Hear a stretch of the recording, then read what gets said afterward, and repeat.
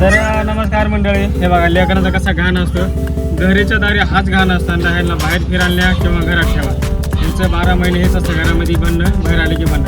ते प्रत्येकाच्या घरामध्ये असतंच हे. बरं जाऊ द्या. तर आम्ही निघालो आज बाहेर, कारण की उषा म्हटली आज गाडी काढू नका, त्याला आज म्हणजे सकाळी गेलं तर गाडी घेऊन, तर त्याला म्हणले आज संध्याकाळी बाहेर जाऊ फिरायला. 2 दिवस झाले एवढी तब्येत खराब होती, त्यामुळे व्हिडिओ पण नाही टाकले 1-2 दिवसाच्या. शनिवारपासून एवढी तब्येत खराब झाली बेकार, आणि शरू पण आमचे आजारी पडले.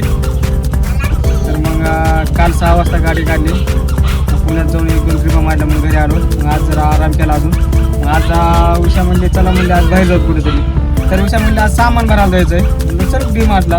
तर तिला म्हणलं तुझे अर्धे पैसे माझे अर्धे पैसे, अर्धे पैसे द्यायचे तो तिचे अर्धे पैसे माझे अर्धे पैसे. तर असे मिळून आम्ही आज चालू सामान भरायला. तर हे बघा आमच्या मुलींचा राडा चालूच आहे घरामध्ये, बघितलं का. आता काय काय सामान घेते काय काय नाही माहिती आहे, पण मी अर्धेच पैसे देणार नाही नक्की आहे. हा चला चला चला चल शरायू. शरायूने पटके खाल्लेत म्हणून शरू रुसली. अर्धे पैसे भरायची लेच घाई झाली दिसती. आणते काय ते बघा कुठं बसवलंय हे, यांना का कळत नाही काय नाही. हे उषा उठून घे त्याला का का घ्यायची मॅगी. घरी शेवळाचा भात खायचा, मॅगी फिगी का खायचं नाही. काय नाही घ्यायची मॅगी फिगी. चला काय ते त्यातल्या बाटल्या पिटल्या काही घ्यायचं नाही काय. कशाला नूडल्स.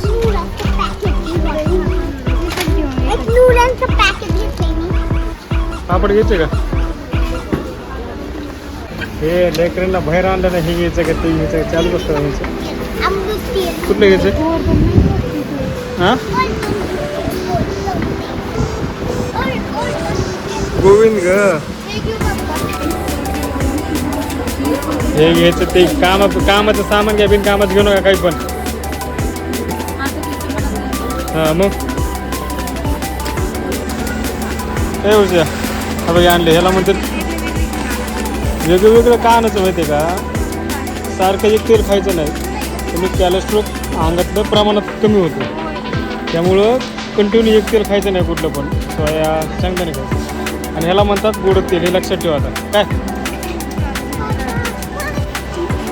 तर हे बघा गोड तेल आणले आम्ही, आणि बायकोला माहीत नाही ते गोड तेल आहे म्हणून. गोड तेल ह्याला म्हणतात गोड तेल. चला तर आलो चाललं आता वरच्या डिपार्टमेंटला. काय काय खरेदी करतात बघू. तुला काय घ्यायचं. चालेल हां लाईट सगळं आहे. ओके ओके ओके भावा, तुझ्या भावना पोहोचल्या. चला काय काला घाल बरं. काय थांबा गाणं मुलं बाचं इकडे बघ.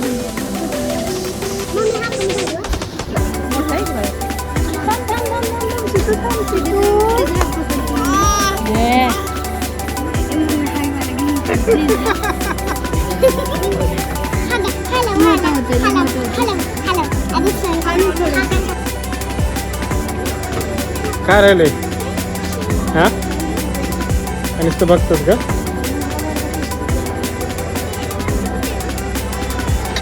ते झालं की नाही उशीर. चला मग पटकन चला आता.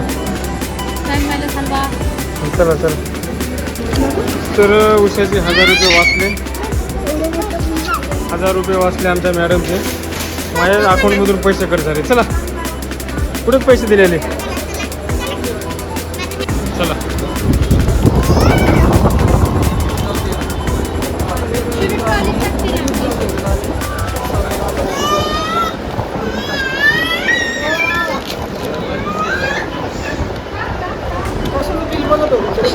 ते पैसे असता गेले त्यांना, कॅश घेतले बाकीचे आम्ही. चला पडलं गालो मुलं बादशे.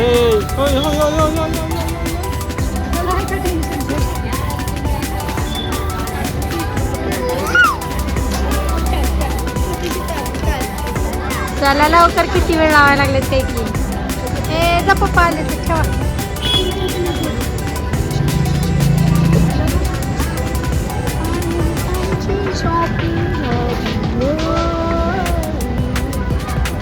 पिशवी घ्या.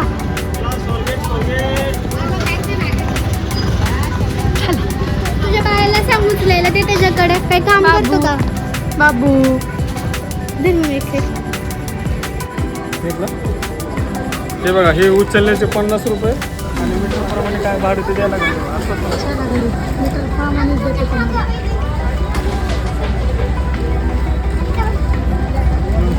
उचलण्याचे 50 रुपये. काय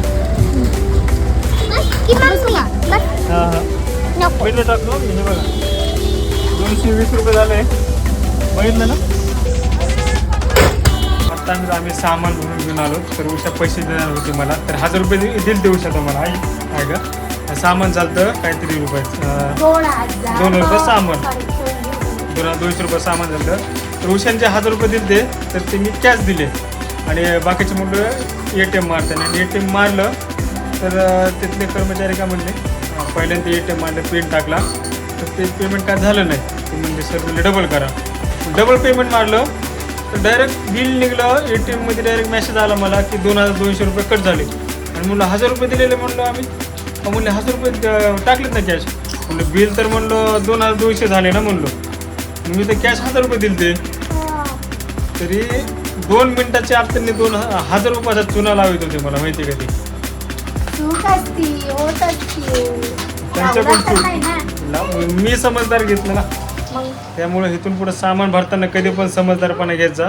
बिल किती आले आणि आपण पैसे किती दिलेत हे लक्षात ठेवायचं मित्रांनो. हुशार बंदा. तर ह्या स्कॅममुळं उशाचे 1000 रुपये वाचलेले आणि तिने ते 1000 रुपये लगेच वापस घेतले. पार्टी. चला मित्रांनो, बाय बाय गुड नाईट.